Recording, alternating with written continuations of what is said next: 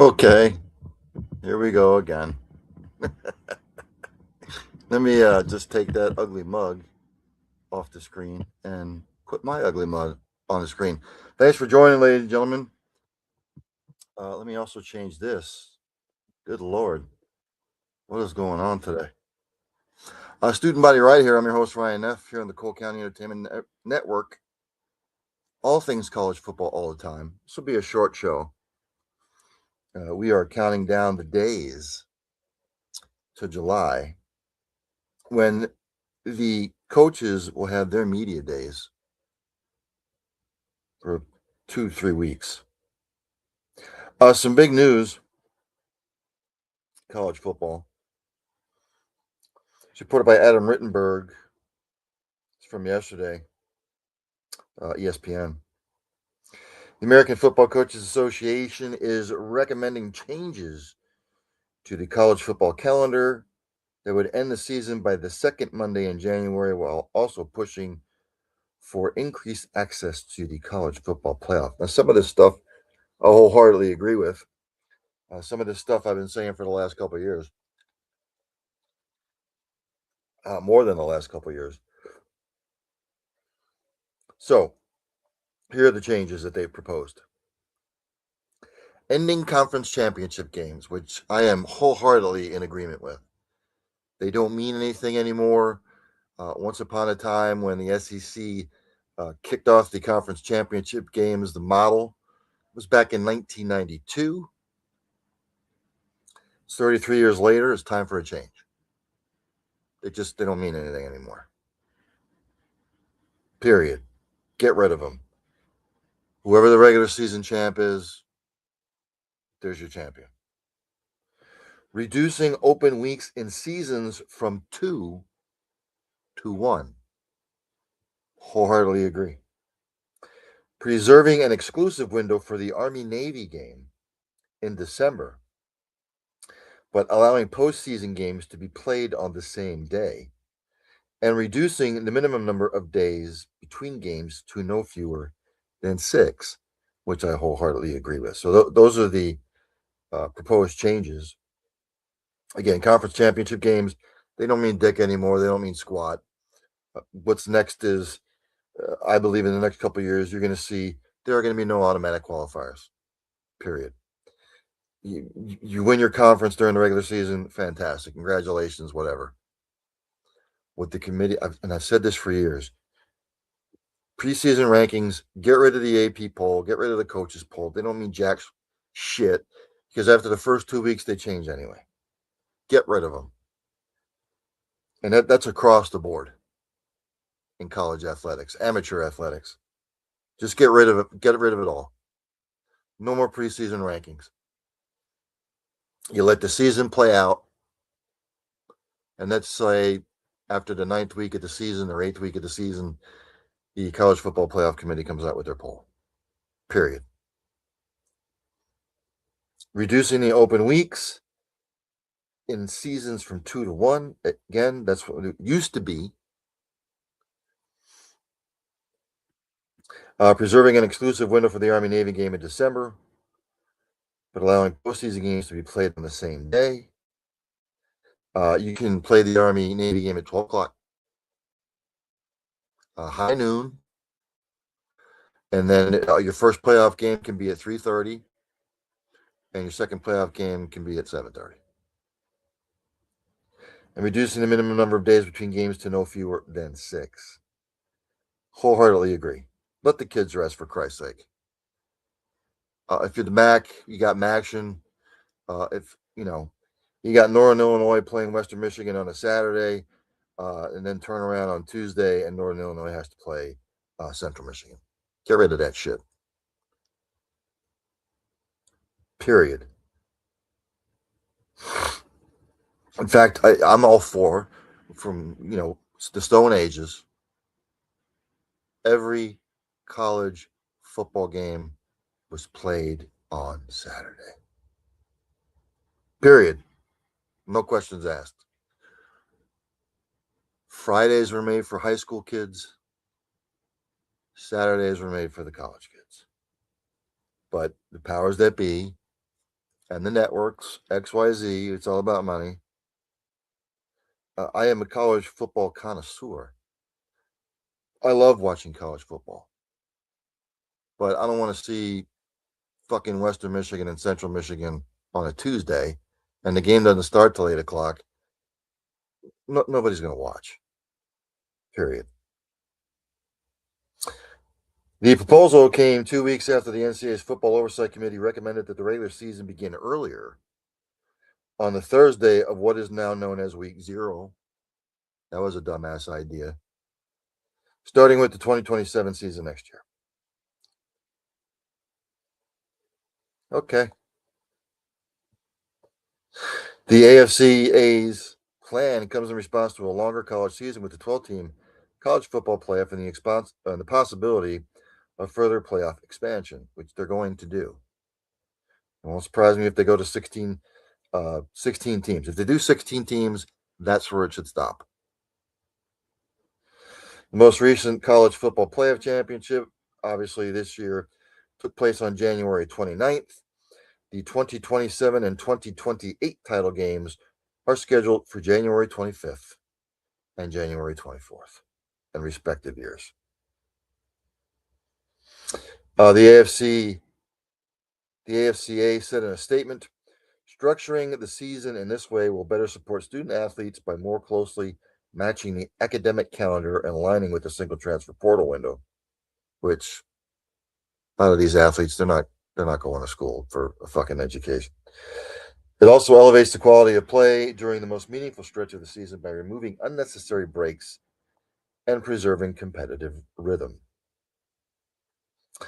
The AFCA Executive Director Craig Bold told ESPN that the board supports further college football playoff expansion, not a specific number, recognizing that 16 and 24 team models are both being discussed by league commissioners. I think 24 teams is too much. I think 16 is perfect. 16 would be perfect, and no more. So we'll have to keep an eye on this, see what comes about from it. But I'm in favor of the proposed changes, by the way, especially getting rid of conference championships games because once upon a time, they had their place. They don't have their place anymore, period. You play the season, you win your regular conference championship, great. You go to tiebreakers. Or if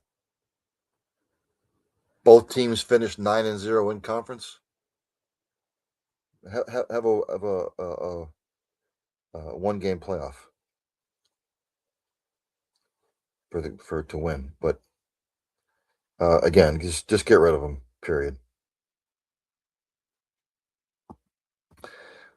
Some other news and notes: LSU, reported by Eli Letterman. LSU has secured the commitment from 2027's number one tight end Ahmad Hudson. He's 6'6", weighs 225 pounds. He's from Ruston, Louisiana. He is the number 22 overall recruit and the third-ranked prospect from the state of Louisiana in the Sports Center next 300. So they have landed him. Maurice Jones-Drew's son, reported by Eli Letterman, he is committed to UCLA, which is his father's alma mater. Right now, he's 5'8", 175 pounds. California's De La Salle High School, which is a powerhouse in Cali. He is a 3-star prospect in the 2027 cycle. He picked UCLA over Arizona and Cal.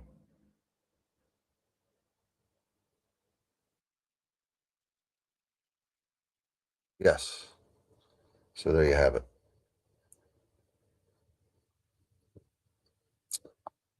Brendan Sorsby, Texas Tech quarterback, he's hired an attorney to seek to regain NCAA eligibility, reported by Max Olson Espen. He's retained attorney Jeffrey Kessler. Remember, he's currently under investigation for sports gambling. If you need to know, Kessler is a prominent antitrust attorney with a strong record of success against the NCAA and was one of the lead attorneys for the plaintiffs in the House versus NCAA case. He has also represented the NFLPA on behalf of Tom Brady, Ray Rice, Ezekiel Elliott, Adrian Peterson, and the New Orleans Saints Bounty Gate players. So he has hired a prominent attorney to keep his eligibility. Boys will be boys, reported by Adam Rittenberg, ESPN. Minnesota quarterback Lindsey arrested after alcohol fake ID accusations. He was arrested early Friday in Arkansas and accused of underage possession of alcohol and possession of fake identification.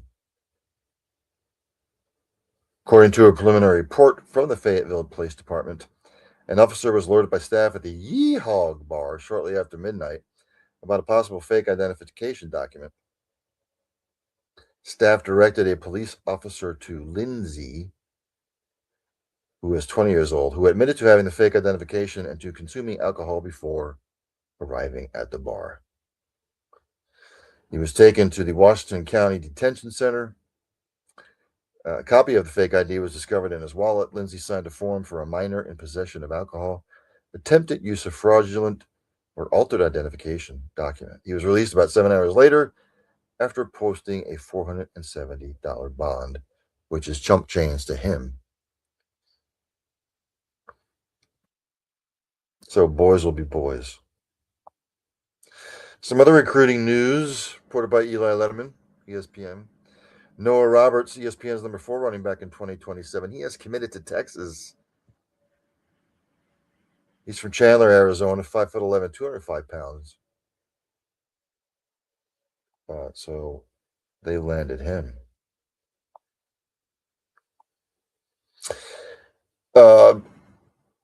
Other recruiting news. Notre Dame has added Wonderful Mons the fourth to future quarterback pipeline, reported again by Eli Letterman.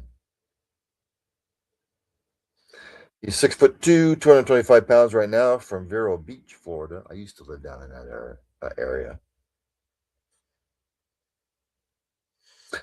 He announced his pledge to Notre Dame over Florida State and Ohio State on the Pat McAfee Show.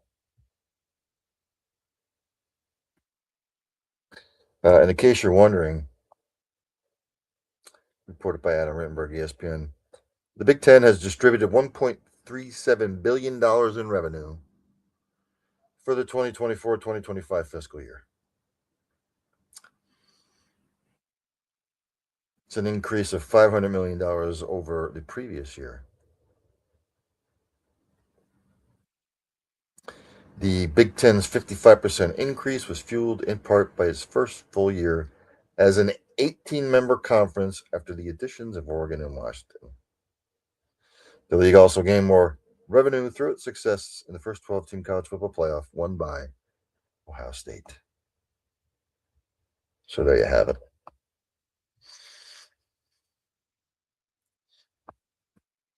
I found this interesting. ESPN came out with, again, I find it interesting, ranking the offseason for every Power 4 college football team. I'm not going to go through all of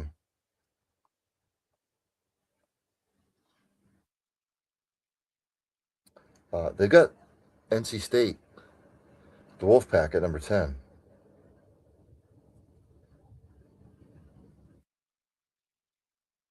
Florida State at 9. Georgia Tech at 8.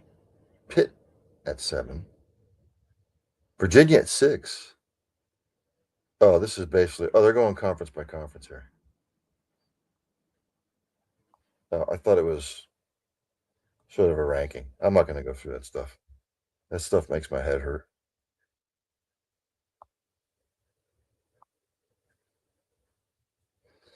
Some other news and notes.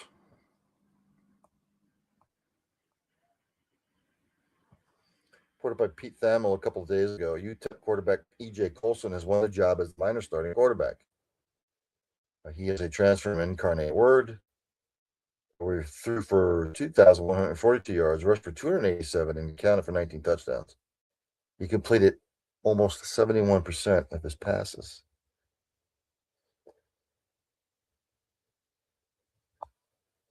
Just trying to go over some other news and notes.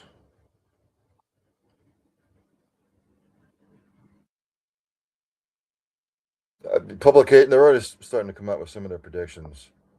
ESPN, they, they've already come out with their 2026 MAC college football preview predictions for every team.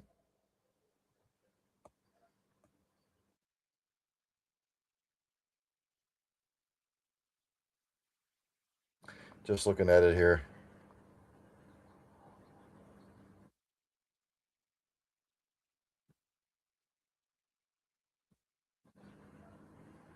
Give me a second. So this is their 2026 projections. They've got Miami of Ohio ranked 82nd in the country, Western Michigan 94th, Toledo 108th, Buffalo 110. Not many teams above 80.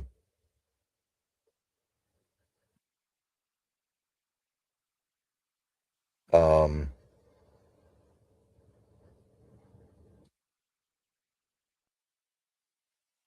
they got Miami, Ohio going 6-2 in the conference this year, followed by Western Michigan and Toledo going 5-1 in the conference. Of course, UMass, Ball State at the bottom. Here's their 5 best games of 2026. Western Michigan at Central Michigan. That would be October 17th. And Miami of Ohio at Central Michigan. Western Michigan at Toledo. Western Michigan's in a bunch of these, by the way. That would be October 24th. Then November 24th, Miami of Ohio at Western Michigan.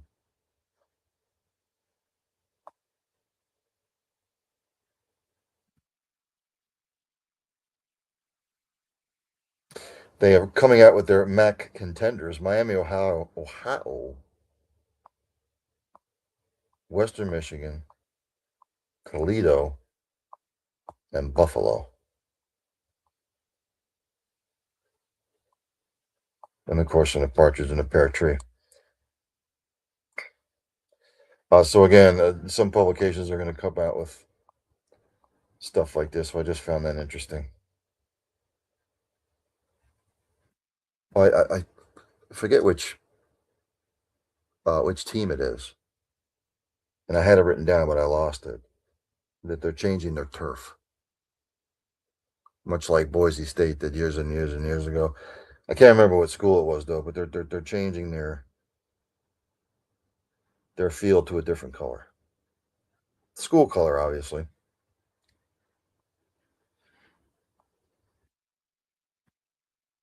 There's really not a lot of other news.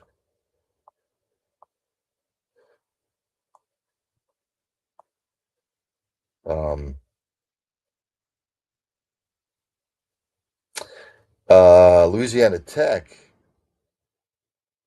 was cleared for the move to the Sun Belt Conference this summer.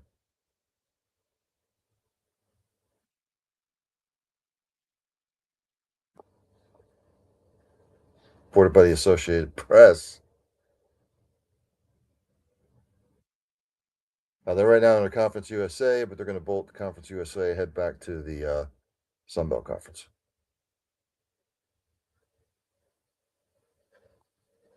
So I found that interesting.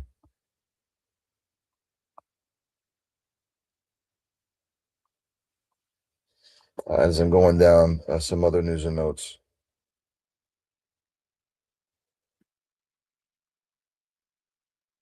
So I think I'm going to end it there. Again, short show. But again, not a lot going on. There, a lot of teams, a lot of programs are done with their spring stuff. So we are just waiting for July and then August. So I'm going to end it there. Join me at 7 p.m. for another edition of Early Eating Sports Buffet with the Ginch on the Cole County Entertainment Network. It was 86 yesterday. Today it's 66. And it was raining today, and it was humid, and the stuff in the air. Throat's a little sore. So, again, I will see. Oh, don't forget to check out Mike Fuji Let me pull it back up here. I don't want to get it wrong. Don't want to get it wrong. He's doing Fuji's Philly Flair tonight. 8 o'clock here on the Cole County Entertainment Network. And there.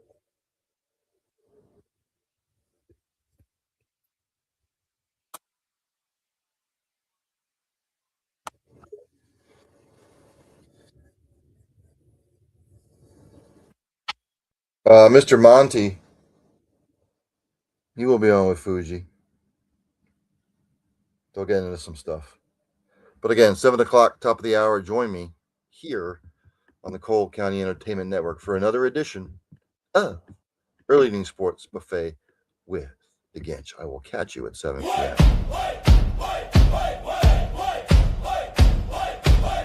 Lights